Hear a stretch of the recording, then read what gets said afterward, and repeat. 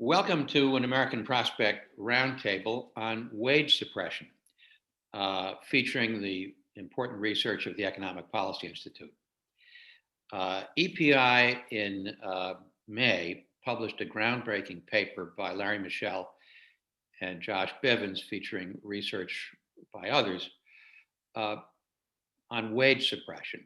And basically, Larry, you persuasively refute the conventional story that wages lagging productivity growth was the result of automation or skills or other structural changes in the economy, and rather, you conclusively demonstrate that wage suppression was the result of several deliberate policies, including the weakening of unions and deregulation, and the structure of globalization on terms that benefited capital and weakened labor. Unequal wages, in short, reflected unequal power. So, can you take a few minutes and share some of the more important findings and implications of this research? Thanks, Bob, and thanks for doing this session with us. Well, first, let me identify what it is we're trying to explain. We have long profiled the gap between the growth of productivity and the wages and benefits of a typical worker. And in this study, we identify, that productivity grew 56% on net, taking account of depreciation from 1979 to 2017. But the typical worker, the median worker's hourly wages and benefits only grew 13%. When you take the difference of that, there's a 43% gap. And that's what we label wage suppression, because we think that the typical worker might have been expected to see their pay grow with productivity as they had in the 30 years prior to 1979. Now, it's important to understand what are the things that the economic dynamics that drive this wage suppression or gap that need to be explained. One is that there's an erosion of labor share of income, something that Anna wrote a whole paper on, and which primarily happened in the 2000s. But the biggest factor really is the inequality of wages and benefits, which has two components. One is a tremendous redistribution from the bottom 90% to the top 10%, particularly the top 1% and top 0.1%. So that has to be explained. And you also have to explain why the typical middle wage worker saw his or her pay lag those of a higher wage earner, someone in the top 10%, the 90th percentile or so. Those are the things that describe the patterns of wage inequality and explain that we have to explain. So that's what we seek to explain. I'll go on and say, how do we explain it? And what we try to do is to look at policy areas that we think where decisions were made, either by omission or commission, right? I mean, it's either you do something that is bad or you fail to do something that you should have done, like raise the minimum wage or, allow for labor law reform to make collective bargaining effective and happening for people. So we look at 6 areas. The first one being the excessive unemployment, austerity, Federal Reserve Board policy that kept unemployment substantially higher than it needed to be.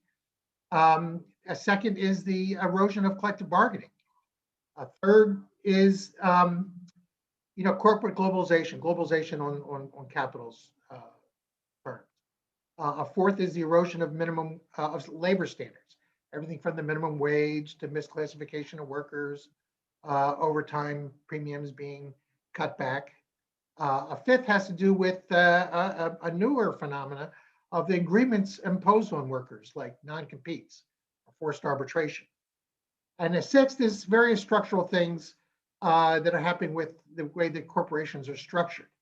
It could be monopoly, monopsony, deregulation, but in particular, fissuring, the degree to which large firms are now outsourcing much more work, and the degree to which monopolists are able to exploit their supplier chains, think Walmart, think Amazon, to redistribute the profits and wages in the supplier chain upwards. So those are what we look at, and we find that these explain the vast majority of wage suppression. The top three factors, just excessive unemployment, the deunionization, the globalization, explains 55% of the wage suppression all by themselves. And those are the matters for which we have the best estimates. There's no perfect estimates. Being economists, there's no perfect estimates ever, but we think it's a great guide to what's going on. We look at the other factors. They also contribute overall. We think they explain at least 75% of the wage suppression. There's other matters that we couldn't quantify. We think, you could quibble about the specifics. You can quibble about whether they add up exactly or not. But I think you can't quibble with the fact that the dominant narrative should be that decisions were made about policies on behalf of corporations and the rich, enabled by an economics profession that is culpable for some of this harm. And that explains why workers didn't gain in wages. We think the typical worker would have been making $33 an hour rather than $22 an hour. That's a $10 loss. So that's basically what we found. That's formidable. Now, one interesting wrinkle that may not be as familiar to many people who follow this sort of in broad spectrum is the role of monopsony power. That's a fancy word for the power that the concentrated power that a buyer has in a market. Usually, monopoly is better known, but monopsony power in this case, as applied to workers, means that concentrated power on the part of employers over workers leads to a very unequal bargaining situation. And Suresh, Suresh Naidu, you've done a lot of work on this. Could you say something about the research that you've done and what you found? Yeah, sure. So I just kind of want to back up and a bit and sort of qualify. I think there's 3 generations, if you will, of like research on monopsony, and I'm kind of a Gen X version of that, I guess. So I'm not the old monopsony, and I'm not like the new monopsony. I'm like the middle-aged monopsony,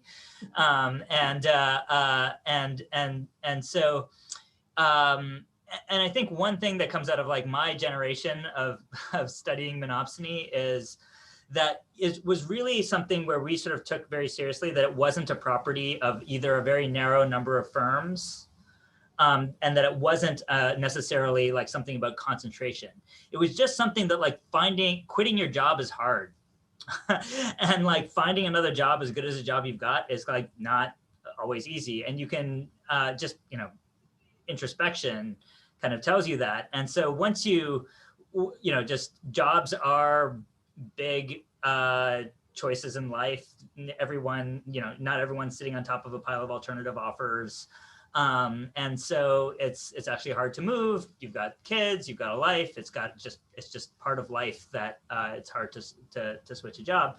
And once you have that view, you just kind of come to this point. It's like monopsony is basically ubiquitous. It's like, it shouldn't be thought of as like this exceptional kind of thing. It's like in the world, then the way that sort of me and some others sort of think about it, it's not a property of necessarily concentrated labor markets. It's actually much more of a kind of diffuse background property. And so there's a moderate amount of monopsony in basically every labor market, and even in particularly in low wage, high turnover labor markets, where you might think, oh, in fast food, there can't be monopsony. There's tons and tons of employers. And it turns out, so we've done some estimates with Issam Bassier and Aaron Dubé, where we're kind of like looking even within retail and restaurants. And when you look at like 2 workers that kind of leave the same firm, and then one is lucky enough to get a good job and the other one gets a bad job, and you look at how long they stay with those good jobs and bad jobs, there's a big difference in how long people stay with a good job versus a bad job, even in the low wage labor market. And so there's already that kind of like, and but it's not so big, I guess is the point. And so the turnover response to wage is not like infinite, even at the bottom of the labor market. And so there's just kind of an underlying current of monopsony. And what I think that does is, rather than thinking about monopsony as somehow like, has it increased or has it gotten better, like worse, it's more interesting and I think fruitful to think of it as like a background condition under which like lots of other things that, for example, Larry and co that identifying can matter. So once you have kind of like, a quit elasticity of something like 2 or 3, that gives you a room for employers to like wiggle wages around, between 20 and 30% of productivity. And that's just a room for HR policies, for unions, for minimum wages, for regulation. There's just like a lot of work for them to do in that range. And that's kind of, I think, what it sort of sets the stage for, is that it actually is like, lets you study, gives you an excuse to study lots of things that sociologists and other disciplines sort of think is true about the labor market. Once you have this view that the competition isn't like this dispositive force in the labor market, you kind of have some room to study all this other stuff. Let me ask you 2 short follow-up questions. Is health insurance lock-in a big part of this story? So, I suspect if we actually got estimates of this, I suspect that actually job lock from health insurance is probably a bigger deal than non-competes. But there's estimates of job lock from like the 90s, but no one sort of looked at the how much like health insurance changes your responsiveness to an employer's wage changes. So like, are you more likely to quit in response to a wage cut, depending on whether or not you have, health insurance, you have alternative health insurance, for example? I don't know. Suresh, can I ask? Yeah. I think that job lock from health insurance matters in some markets, but in the low wage market, it's very rare for people to have employers. Oh yeah. This isn't a thing in the low wage. So the fact is, I think one of the really, I view the research in your generation and your most recent generation is very complementary to what we found. And you emphasize that employer power is greatest for the lower wage workers and for workers of color. And that it also has, you don't have estimates of the change over time, but to the degree that there are estimates that you've pointed me to, thank you, that since the late 90s, that so-called employer power has increased, and it seems to rise and fall with unemployment, kind of affirming what we've found, and also there's a role for unions. So we picture what you're doing as estimating the overall employer power and then trying to explain it with factors, whereas we're more bottoms up. We're looking at factors and trying to add them up. Neither of which is going to be, it's an enterprise, but I think they reach the same conclusion. Just had one other question, and this is kind of an old story. There's a lot of tacit communication, or not so tacit, explicit communication among employers about what the going wage in a given labor market for a given occupation is supposed to be. Has that increased in recent years? Is that a major factor? What do we know about that? Yeah, so that is kind of great. I think Adam Smith sort of pointed this out. So masters are always colluding, basically.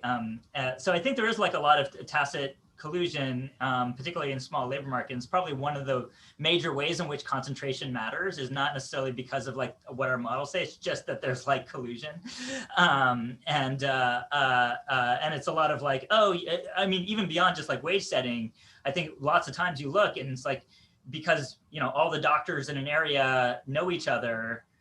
An administrative assistant like that's trying to leave, they'll call up, one doctor will and just be like, should I hire this person?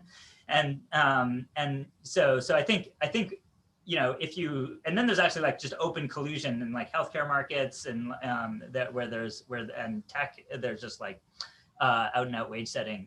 So I think like if we began to kind of like really, really look for collusion in labor markets, we would find a ton. And I don't know if it's changed a lot over time. I do think one interesting thing is the rise of like, so when you look at an HR human resources textbook and you ask like, how do you set pay? One of the things they do is they say like, look around at your peers or look at the BLS surveys. But increasingly it's like hire a payroll consultant. And you can imagine that there's like a real role for payroll consultants and high-tech HR analytics companies to basically facilitate coordination on wage standards. And it might be what you're buying with access to that is like access to the club of colluding employers. Well, club in both senses. Yeah. And of course, this is at bottom a power asymmetry. This is what Joe Stiglitz won the Nobel for. I mean, there's a complete power and knowledge and information asymmetry between the individual worker trying to exercise some bargaining power and the immense institutional bargaining power that employers as a class have. Larry, did you want to add to that? No, I'm glad Suresh got to, I mean, as a former employer, which as Suresh has not had the opportunity to be, I think, but we're besieged by wage surveys, and you ask your personnel person, Right, the going rate, and they have surveys that are done, and so it kind of consolidates whatever's out there. so I mean, I go back, as does Larry, a very long way with EPI, and I remember when EPI was an insurgent voice. And I think what is so gratifying is to see cutting edge research that EPI pioneered now being accepted by the mainstream and Sort of. and you did some path-breaking work with Larry Summers, who's about as mainstream as it gets, published by Brookings, identifying the erosion of worker power as the most important factor driving inequality. That's just stunning. Can you tell us a little bit about that? Sure, and thanks for having me today. Yeah, so in our work, we were looking kind of broadly at the decline of worker power in the US since the early 1980s, which is the period over which the data we were looking started. And we were conceiving of worker power broadly, so including the decline of unions as a very important part of this, both in their direct effect, that as the private sector union membership rate fell in the early 1980s from about a quarter to now about 6%, that had the direct effect of fewer workers being in unions, but also that union membership can have spillover effects even on workers that aren't in unions, because those other workers are going to have their wages pushed up by the threat effect of being in a union or forming one and the kind of common wage standards. So thinking about the decline of unions broadly, but also other factors that might have caused worker power to decline over recent decades. An erosion of norms about fairness within companies is an example of that. The rise of shareholder capitalism and structures designed to promote the maximization of shareholder value at the expense, to some extent, of the value of other stakeholders, including workers. You can think about the rise of private equity or leveraged buyouts as one of those structures that has enabled that process, as well as policies like the decline of the real value of the minimum wage. So we tried to back out estimates of, broadly conceived, how much could this decline in worker power have mattered? And we were looking at effects on three macro aggregates. Particularly the one that's relevant, I think, to this discussion is the decline in the labour share of income. So since the early 1980s, the labour share of income in the corporate sector has declined and the capital share of income has risen. And the quantification exercise we did led us to conclude that this decline in worker power can, in an accounting sense, account for the entirety of the decline in the labour share of income since the early 1980s. Now you can quibble the exact method, you can quibble the exact magnitude, but I think what that showed to us is that this is a hugely important phenomenon and has been one. It also, if you compare it to the magnitude of other inequality metrics we care about, like the rise in the share of income going to the top 1%, or the differentials between college-educated and non-college educated workers. Again, this metric that we quantify can contribute a large share to each of those. And actually, in the paper that Larry Misher and Josh Bivens have written, one of the exercises they worked on in terms of quantifying the role of the decline in unionization on wage inequality between college and high school workers is very consistent with the magnitudes that we calculated in our paper with a different method. So I think that strengthens the conclusion that all of these many different researchers coming at it with different methods are reaching conclusions that suggest that the decline in worker power was a really big deal in explaining inequality. Marvelous, thank you. I wonder, Larry, if we can extrapolate from this. I mean, I followed your work on skill bias, uh, bringing around the conventional wisdom in the economics profession. I mean, to what extent has the mainstream really, just beyond Larry, who's a very important figure, obviously, but to what extent has the mainstream come around to EPI's analysis generally of these factors, not just on the suppression of worker power on the one side of the equation, but on the other side of the equation, the usual suspects, automation, skill bias, that stuff being recognized as not all that important compared to the factors leading to wage suppression. Well, let me deal with that in sort of two realms. I think in the political and policy realm, the analyses that Anna and Suresh and we articulate as a basic framework, and for which policies are now being driven. If you look at the Biden administration and the importance they place on various things, it almost follows item by item. I mean, the first item was to American Rescue Plan to drive unemployment down rapidly, such that we're going to see unemployment of 3.5% to 4% by the midterms. Secondly, Biden's come out as endorsing collective bargaining like no other president since Franklin Delano Roosevelt, and doing whatever, they're doing whatever they can along those lines. Third, corporate globalization. I mean, they've identified an international economic policy, and the first one was preventing the corporate tax rates from being bid down to zero. So they're focused on capital, not freeing up trade, and they have no interest in pursuing the kinds of things that Obama and Clinton as presidents did. But they're also for high labor standards, dealing with misclassification and gig workers and a high minimum wage. They're outlawing these various agreements like non-competes and forced arbitrations for, I think, federal contractors, et cetera, et cetera. So they are framing that, and they're not framing it as about skills. Although let me just say that there's nothing in our analysis or what we think that says that you shouldn't be providing skills and education. We think that supplying skills and education is not the way to close the wage gap between middle wage workers and high wage workers. But we do think, I believe, that that's about mobility upwards. And we want to provide poor students from low income families, middle wage families, every opportunity to get their shot at a good job through a community college, through pre-K, through affordable college. So, they can be all for education without believing that somehow, the fact that the top 1% is taking, like a credible amount of wages and income has something to do with their better skills. It doesn't.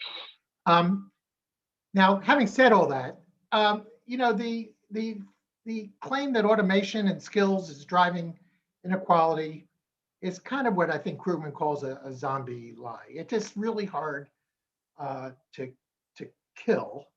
And some of the major proponents of it who have changed their minds on this, or seemingly have never come out very openly and transparently to say that automation and skill deficits don't do much to explain what happened over the last 25 years.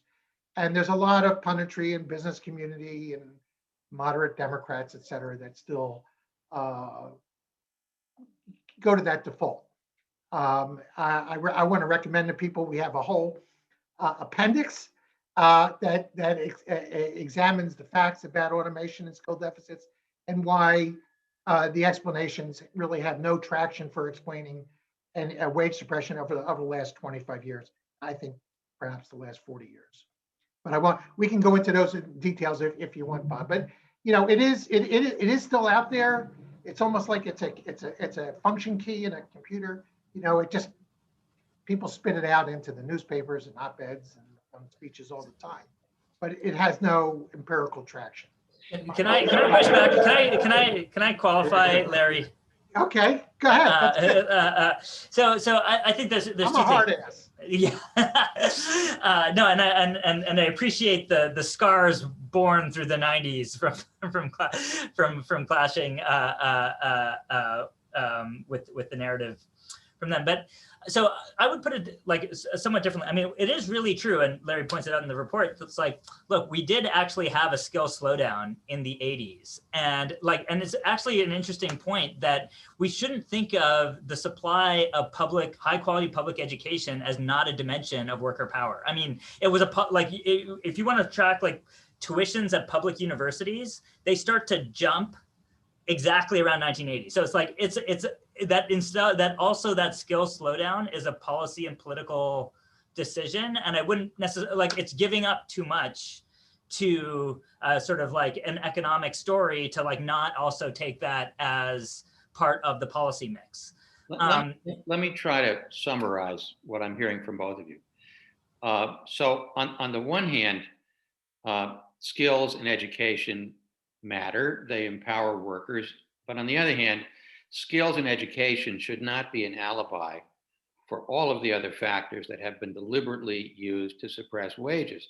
And I give you the example of our Scandinavian friends, where on the one hand, you have very strong unions, you have very strong collective bargaining, you have an egalitarian wage structure, and active labor market policy is part of that. But active labor market policy, skills training, is not seen as the whole story. And I think from my understanding of neoclassical economics, the tendency is to look for technical factors and to leave out power. The first thing you learn in Economics 101, or when I studied it, is power is not really relevant here. And Yeah, what you're saying, Bob, is the way that the automation and skills deficit is invoked is to say that the inequality is coming for reasons that we neither can nor would want to change. That it's a positive thing. And I think that is the larger thing that the EPI report is going after. And I think you shouldn't. So that was the other point I wanted to make, is that like corporate globalization, is treated by economists as like, oh, it just had to happen like that. But there are numerous institutional forks in the road that could have been done differently, so that Darlington Mills Supreme Court case about duty to bargain with unions. As my favorite kind of, so there's various policy decisions that could be made that we shouldn't necessarily take even trade as like this exogenous thing. And similarly, I even think with technology, it's like we as a society have an enormous capacity to shape what kinds and directions like technology goes. And you can imagine a different, a technology that was not so driven, for example, by DARPA, which literally exactly is trying to figure out how to minimize the use of humans in the production of of military technology. You can imagine a very different political environment where we, shape the technologies that are coming in a way that like doesn't necessarily replace routine work. And so I want to point that like it gives up too much to point to these policy things that are directly affecting the labor market as the only policy things that matter, and then arguing that the other things that are outside of that don't matter, when those things that are outside of it are themselves like endogenous to a larger set of policies and political decisions. So that. Automation has always been a factor. There was a famous parable by Leontiev who said that at some point, manufacturing is going to become so productive that there's going to be one human worker and her job is going to be to flip the switch. And then the question becomes, who gets the economic benefit of all that productivity growth, and what does everybody else do for a living? And those are the political economy questions that have to be decided by public policy. I wanted to ask Anna or either you,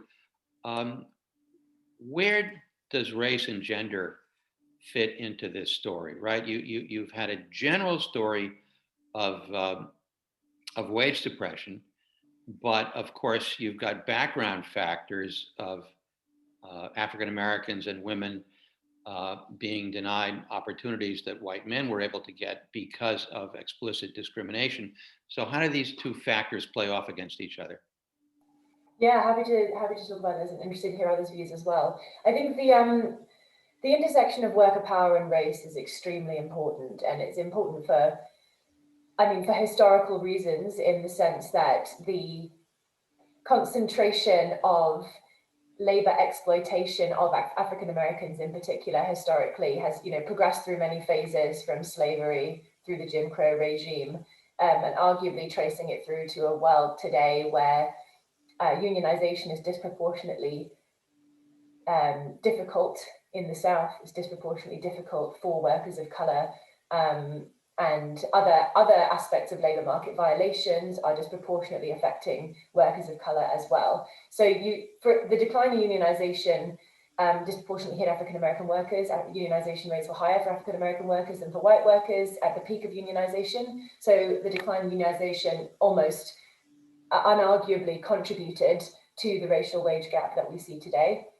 And the lack of ability largely of Hispanic workers to organize today in the kinds of industries where they're very prevalent, where labor structures are such that it's very difficult to organize. You can think about the Justice for Janice's campaign, you can think about agricultural workers, going back to Cesar Chavez and the farm workers union. There's a very strong intersection between the policy environment around unionization and worker power and race. On gender, I think the story is a little bit more nuanced. And that's because, again, thinking about unions specifically, at the peak of unionization, private sector union membership rates were much higher for men than for women. And so you can see that a lot of the progress on the gender wage gap in raw terms happened in the 1980s, which was basically a really bad decade for men's wages, particularly men without college education. And so I think you're in a bit of a paradoxical situation where some of the decline in gender wage gap that we've seen in the last 40 years has actually been because men have done very badly, particularly high school educated men, relative to women. And so women are closing a gap, not because women are doing particularly well, just because a lot of people are doing badly and men are doing worse than women. And so I think we've got a story where worker power is very important for both men and women, and we're seeing increasingly in female dominated occupations, particularly in things like healthcare, worker power has become an extremely important way for women workers to get better pay. But the story of the extent to which it can explain gender wage gaps is, I think, a bit more nuanced. Can I weigh in, Bob? Just Please, sure. everything I agree fully. One of the other things we do in our study is to look at what the effect of all these policy factors were on the low wage workforce, the bottom third. And what happened to them is can readily be explained by the excessive unemployment, which they disproportionately bear, and the failure to raise the minimum wage. So the bottom third had very poor wage growth. Their wages fell relative to the middle. Now, it's not ordained by any deity that women and Black workers and Hispanic workers disproportionately occupy the jobs in the bottom third. So when all these policies happen that really affect the low wage labor market, it disproportionately affects workers of color and many women. So you know, the occupational industrial segregation, et cetera, is a prerequisite. So really, you know, we've kept certain workers out of the good jobs and we made the bad jobs even worse. And we've seen this, listen, you know, people know what essential workers are, right? We know what they look like. Essential workers are the low wage workforce. You know, the policies we're talking about, and the reason why essential workers don't earn very much is because these policies for 40 years have put a knee on their neck. Can I also point out that Suresh has done marvelous work that complements what Anna was saying about unions, that brought to light something that I would never have even thought, that unions were very powerful in lowering inequality in the 1940s and 50s by class, but also by education, but also by race. That even in an era where unions many were more proactively racist, you actually find that unions lowered the wage gap between Blacks and whites. And so the loss of unions is as Anna was saying, is a significant thing, more so than we might have ever thought. There's an interesting. Or Suresh? I'll just chime in with one. Like, there's an interesting paper recently by Barbara Biasi and Heather Sarsons that kind of looks at like what happened to the gender wage gap among public teachers after Act 10 in Wisconsin. Right. And basically, it's like you see the gender wage gap kind of jump because once you allow individual bargaining of like teachers vis-a-vis school districts. And so, it's a big thing that unions did, is that, you had the standardized pay scale. And so that really limited like the scope for employer discrimination. Well, and there's been a lot of research on how women are socialized to settle for lower pay than their male counterparts. And I think there's an interaction of gender discrimination on the part of employers.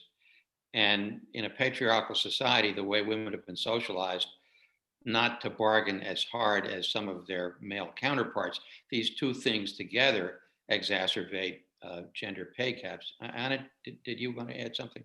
Yeah, actually, just on that, there's interesting tensions in that research. So one side of that research argues that women are socialized to bargain less.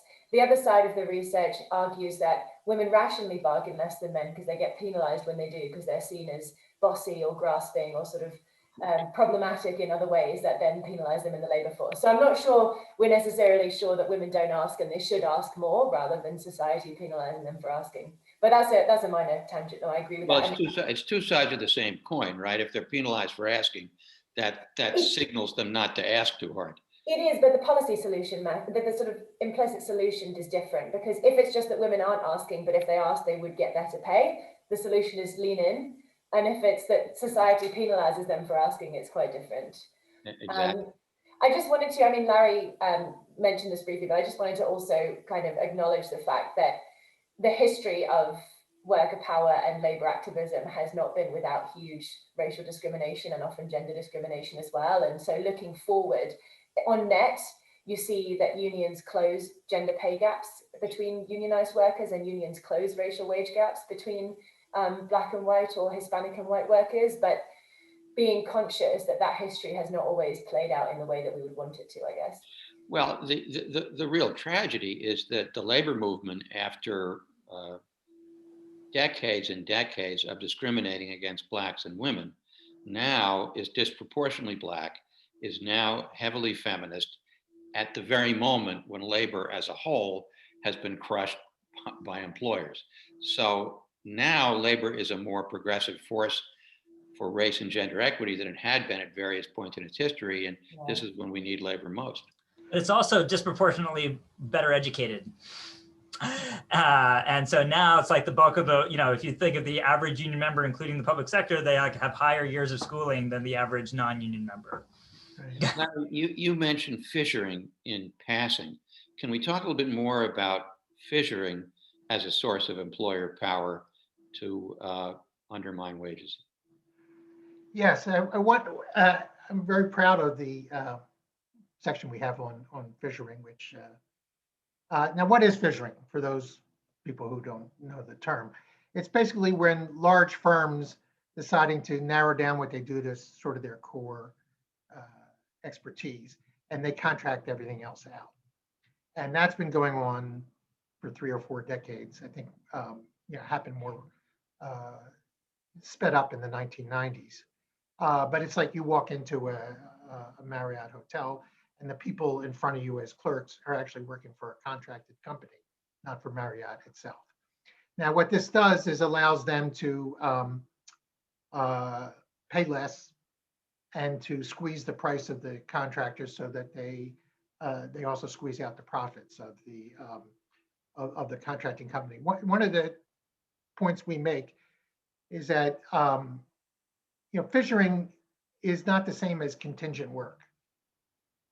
They often get equated. Contingent work is where you're self-employed or you're a temporary worker, things like that. Most of the fissuring, most of the contracting out is to other firms which are employing W-2 regular workers. And most of the fissuring does not relate to things like franchising, temporary work, or self-employment, all of which have grown maybe a little, or not at all. What's grown is the contracting out to regular employers hiring W-2 workers. And we estimate using some, there's no good, refined estimates of this.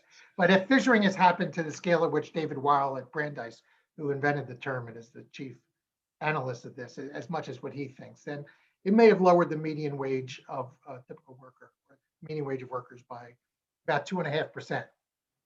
That's not nothing, but it's not as big as some of these other factors. But it'll also probably be ongoing. And so, we think it puts fissuring, what it really is versus what it isn't, and the scale of its importance in context.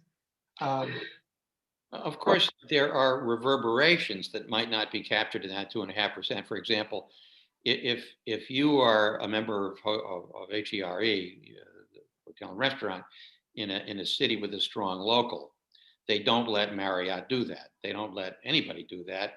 Every employee of the hotel is an employee of the hotel. If you are in a city with a weak local or not much of a presence, then it's very substantially a contract company that hires those workers. That has a knock-on effect in that it makes it almost impossible to unionize that property. And so the fact that it makes it impossible to unionize the property then has ramifications in terms of how heavily the whole sector is unionized. So the first order effect may be 2.5%, but if you look at all the ramifications, it may be more. Yeah, an additional ramification, which I think Larry refers to in his paper, is the fissuring also, I think, seems to substantially enable labour law violations and employment law violations, including minimum wage and overtime underpayment, health and safety violations, the whole shebang. Right. So last question, do you think EPI has won this debate, or is this a never-ending struggle? Never-ending struggle. Well, Bob, let me give you a shout out here. I started writing about this in 1986. And when I did, I was able to draw on the prior writings of other people that founded EPI, including you. And I remember, in those days, it was, came under the term the shrinking middle class. And I remember this huge report you wrote, funded by some life insurance company or something like that. That was, you don't remember doing it? I remember an article for The Atlantic called The Declining Middle. No, you wrote a report that I read thoroughly. It was long and comprehensive. But you and MIT's Lester Thoreau and Barry Bluestone and Ben Harrison and Ray Marshall and all these people were already on this. So this is a many decades long exercise, and I think we have won the debate primarily in the policy world, but it's a never-ending struggle. Suresh, I mean, just this past week, there's an elite economist putting out a paper about how technological change explains everything, and that paper doesn't even bother to interact with the various critiques of what they are doing. So it's arrogant, in my view. And so, this is going to go on for quite a while. So I don't know. I guess I sort of think that it's like, look, the overwhelming ideology of economists is careerism. It's not like right or left. It's just, it's like they want influence. And so their views, I mean, maybe no one will get to this part of the video, so it's, but like their views will be shaped much more by the underlying political configuration than by things that are autonomous to the intellectual realm. And so that's my pretty cynical take. It's just like, economics is being as much shaped by the change of the political terrain since the great financial crisis as anything else. So to the extent that you're seeing movements on this stuff, I think it is like developments inside the discipline, but there's a synergy between developments inside the discipline and the fact that if you got your PhD after 2008, you're probably a little bit more skeptical of conservative economics than you were from before that period. Well, let me plug piece that we published in the Prospect by Harold Meyerson on the Berkeley Economics Department, which is very EPI-ish, which is influenced by EPI, which is sort of dialectical. Dialectical. Go on. But I mean, the point is, it is now much more respectable, even in elite economics departments, to be more heterodox, to be more institutionalist, to be more historically minded, to be more cognizant of power. And I think EPI gets enormous credit for that change in the discipline. Not that, this has been revolutionary, it's incremental, but it's incremental in the right direction. Yeah, but it's a never ending. I mean, we also attended, and I did, Suresh may have, I think did too, a recent conference of the elite economists called the National Bureau of Economic Research on Wages. And there was some discussion of employer power, but they didn't really allow the people who are pioneers of the monopsony Gen X version to speak. And they always defaulted as if technological change was really what was going on. And so, I mean, this is not a case where you just kind of, because these are not necessarily the young economists or old economists. It's not like a situation you just got to wait for people to die. This is embedded in the profession. Well, I'm we'll see. But I think what Suresh is saying, if I'm correct, Suresh, what you're saying is the political world is giving more attention to worker power, and that makes worker power much more prominent as an area of research for economists. Is that kind of another way of saying what you're saying? That they didn't change their mind, is that we changed the minds of the policymakers, or the it's world. Dialectical. It's dialectical. Well, but if you think about how, like, when you sort of talk about worker power, like the erosion of worker power in the 70s and 80s came around with like a sea change in sort of parts of macroeconomics and with like a different, you can see these profile pieces of Marty Feldstein and like the New York Times in like 1977. Oh, these young hotshot economists that are coming in with like all these ideas about taxes and Social Security. And so I think there's like a way in which like the economics profession interacts with policymaking that like goes both ways, where it's like, oh, people are, there's lots of like scientific talent and discoveries happening, but then they're also sort of curated, and the ones that are particularly synergistic with like policy things get sort of promoted and that stuff. I think it's all worthy of more study. Actually, it's just like this relationship between the economics. I'm glad EPI has not run out of new worlds to conquer. So thanks for this conversation. Thanks for all the good work that you do, and to be continued. Wait, no, I want to hear what Anna has to say about that. I was very carefully staying quiet, Suresh. No, I mean, I think I've been too short a time in this profession to have a strong view of how things have evolved, or at least a well-informed view. But certainly from my generation of researchers, I think there's also a question of who feels like the economics profession is a place where they can work on the questions and problems that are meaningful for them. And I've found it that me and a lot of my colleagues of my generation coming out of PhDs now and still in PhDs are interested in these questions around power and institutions and history, and I feel able to do that research. And I don't know if that was different 10 or 20 years ago, but I know that these people will be staying in the discipline and trying to do that research, and that's exciting to me. Well, and I think the other takeaway, just to reinforce what Larry said, is that policymakers have a different set of economists who they are listening to and who they are hiring. And at least in the medium term, that's more important than the changes that are occurring in the profession more glacially. But Bob, to bring it back to something you were saying, I think it's really important that there are institutions that, like EPI, I don't want to say it's all about EPI, but we've done research speaking truth to power. We've tried to stay to the empirics, and we have not set as our goal to be invited to all the conferences, to publish in the top journals. We're going for respect rather than love. And the fact is that when we have published things, the mainstream, and I'm talking about the center left, the right wing, the Chicago types, they're sort of living another kind of universe.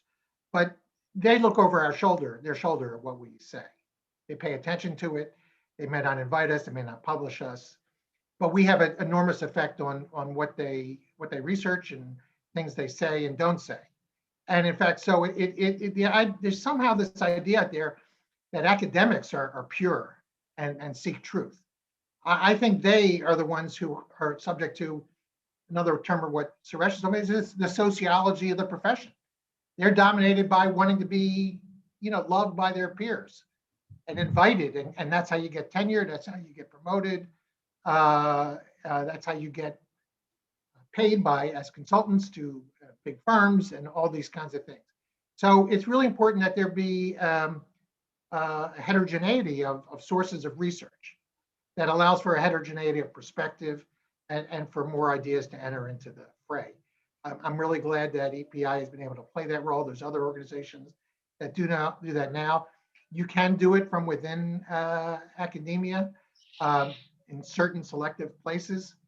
And I really, I'm a great admirer of both Anna and Suresh, who are doing work at a very high level of sophistication, but not really captive to some of these mainstream Great. ideas. Well, that's a great note to end on. Thanks again to all of you, and thanks for doing this work.